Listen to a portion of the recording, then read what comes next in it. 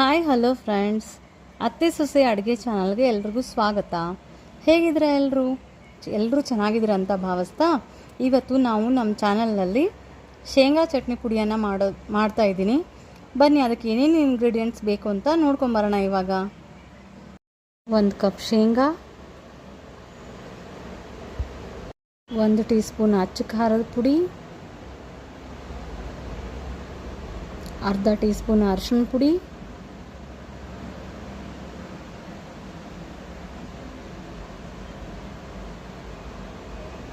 ರುಚಿಗೆ ತಕ್ಕಷ್ಟು ಉಪ್ಪು,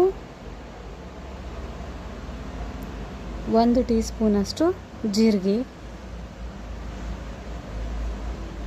ಒಂದು ಸ್ವಲ್ಪ ಕರಿಬೇವು,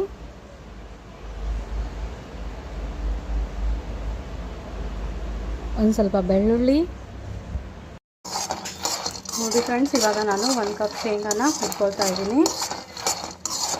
ಇದನ್ನು ಆದಷ್ಟು ಮೀಡಿಯಮ್ ಫ್ಲೇಮ್ನಲ್ಲೇ ಇಟ್ಟು ಹುರ್ಕೊಳ್ಬೇಕಾಗುತ್ತೆ. ನಾವೇನಾದರೂ ಜೋರಾಗಿ ಇಟ್ಟು ಫ್ರೈ ಮಾಡಿಕೊಂಡ್ರೆ ಅದು ಮೇಲೆ ಸಿಪ್ಪೆ ಮಾತ್ರ ಕಪ್ಪಗಾಗುತ್ತೆ, ಆದರೆ ಒಳಗೆ ಮಾತ್ರ ಹಸಿ ಹಸಿಯಾಗಿ ಹಾಗೇ ಇರುತ್ತೆ.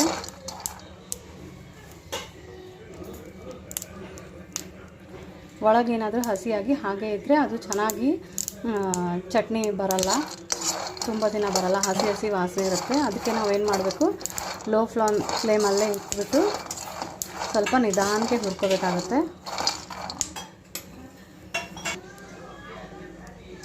ನೋಡಿ, ಈ ಥರ ಗೋಲ್ಡನ್ ಬ್ರೌನ್ ಆಗೋವರೆಗೂ ನಾವು ಹುರಿಬೇಕಾಗುತ್ತೆ.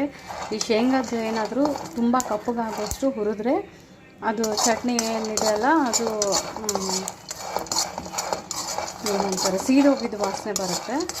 ಅದಕ್ಕೋಸ್ಕರ ನಾವು ಕರೆಕ್ಟಾಗಿ ಹುರಿಬೇಕಾಗುತ್ತೆ. ಅದು ಚಟ್ಪಟ್ ಅಂತ ಸೌಂಡ್ ಬರುತ್ತೆ, ಮೇಲೆ ಸಿಪ್ಪೆ ತಾನೇ ಉಚ್ಚುತ್ತೆ.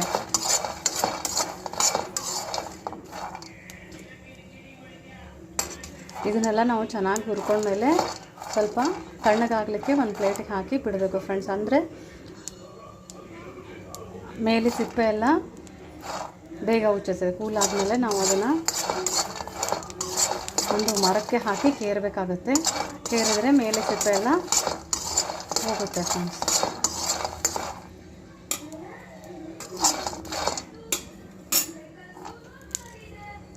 ನೋಡಿ, ಈ ಥರ ಹೀಗೆ ಮಾಡಿದರೆ ಇದು ಸಿಪ್ಪೆ ಎಲ್ಲ ಹೋಗಬೇಕು, ಅಂದರೆ ಚೆನ್ನಾಗಿ ಹುರಿದಿದೆ ಅಂತ ಅರ್ಥ. ಇಲ್ಲಾಂದರೆ ಇನ್ನೂ ಸ್ವಲ್ಪ ಹುರಿಬೇಕಾಗುತ್ತೆ ನಾವು.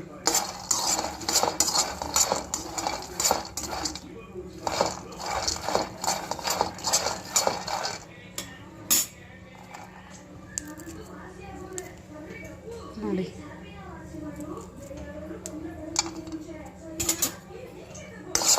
ಅದು ಚೆನ್ನಾಗಿ ಹುರಿದ್ರೆ ಮಾತ್ರ ತಣ್ಣಗಾದ್ಮೇಲೆ ಮೇಲೆ ಸಿಪ್ಪೆ ಬರುತ್ತೆ, ಇಲ್ಲಾಂದರೆ ಬರಲ್ಲ ಅದು.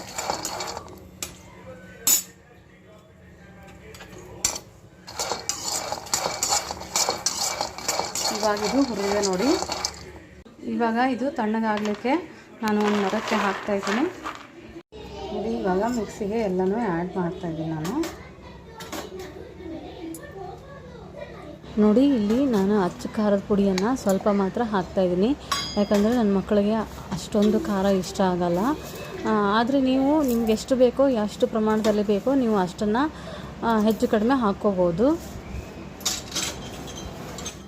ಇದು ಇವಾಗ ಮಿಕ್ಸಿ ಆದ ನಂತರ ಇದನ್ನು ನಾವು ಏರ್ ಟೈಟ್ ಕಂಟೈನರ್ನಲ್ಲಿ ಹಾಕಿಟ್ರೆ ಸುಮಾರು 15 ದಿನಗಳವರೆಗೂ ಇದನ್ನು ಫ್ರೆಶ್ ಆಗಿ ಇರುತ್ತೆ. ಸರಿ ಫ್ರೆಂಡ್ಸ್, ಈ ವಿಡಿಯೋ ನಿಮಗೆ ಇಷ್ಟ ಆಗಿದ್ದಲ್ಲಿ ಪ್ಲೀಸ್ ಲೈಕ್ ಮಾಡಿ, ಶೇರ್ ಮಾಡಿ, ಸಬ್ಸ್ಕ್ರೈಬ್ ಮಾಡಿ, ಹಾಗೂ ಬೆಲ್ ಐಕಾನ್ ಮೇಲೆ ಕ್ಲಿಕ್ ಮಾಡಿದ್ರೆ ನಿಮಗೆ ನೋಟಿಫಿಕೇಷನ್ ಬರುತ್ತೆ. ಮತ್ತು ನಿಮಗೆ ನೆಕ್ಸ್ಟ್ ರೆಸಿಪಿಯೊಂದಿಗೆ ಮೀಟ್ ಮಾಡ್ತೀನಿ. ಅಲ್ಲಿ ತನಕ ಟೇಕ್ ಕೇರ್, ಬಾಯ್.